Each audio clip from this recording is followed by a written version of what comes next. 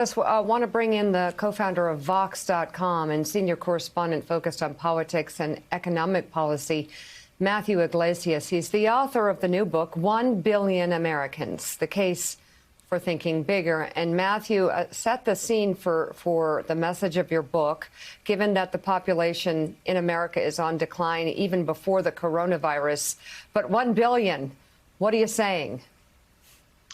You know, I'm saying I think we should take the idea of American national greatness seriously. We should take seriously the idea that we need to compete with major rising powers in Asia like China, but we should think about what really makes a great country. What are the sources of strength here? And it's our people, right? And steps that we've been taking to reduce legal immigration, that's inimical to the idea of real national greatness. We should be trying to take advantage of the fact that people want to come here, and we should be investing in the population. So many Americans want to have families, and they struggle incredibly with the cost of childcare. And we just don't do enough to support families in this country. We have one of the highest child poverty rates in the world, as your previous guest was saying. And we need to sort of address these issues, grow our nation, and really be as great as we can be.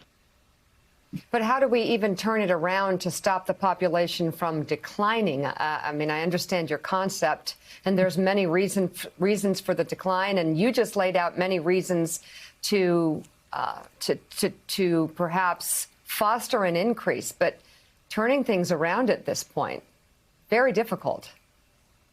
You know, it's challenging, but I don't think it's impossible. People say, pollsters to the General Social Survey, they would like to have about 2.5 children on average. But in practice, we only have about 1.7, 1.6, and it keeps slipping. And that's primarily because of the cost of childcare. And, you know, that's something we can address, right? I mean, this is a country that has incredible wealth, incredible financial resources. We have people who need jobs. We have the ability to put this together. The pandemic obviously has disrupted things, but for the long term, we can be investing in this stuff. And on immigration, right, the Trump administration, you know, they like to talk about illegal immigration, which, you know, is an issue. But they've turned down the dials for legal migration every way they can. They've made it harder for foreign students to come here. They've made it harder for people's spouses to get work visas. And we should be reversing all that, right? I mean, one of the greatest things about the United States throughout history is that people want to move here. Mike Pompeo himself said it. You know, people don't want to go to China, but we're not taking advantage of that opportunity, even though it's really low-hanging fruit for us. And to create a sort of inclusive vision of the American nation is how great leaders in the past have built us up. And President Trump is doing the opposite. So, Matthew, it's really good to see you. As I'm sure you've heard already, that there is pushback on this idea. People who say there are too many people in America, that we put a strain on the environment, for example, that our schools are under stress because they can't handle the class size, everything else that comes with a growing population. So what does a United States of 1 billion people look like to you in terms of just the bandwidth of the country to support that?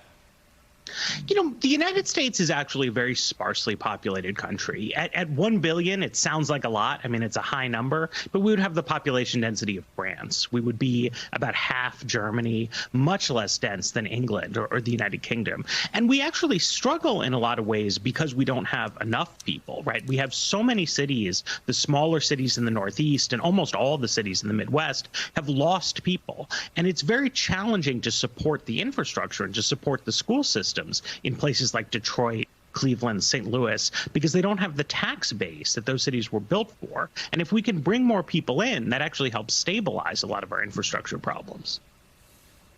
All right. The new book is 1 Billion Americans, The Case for Thinking Bigger. Matthew Yglesias, thank you so much.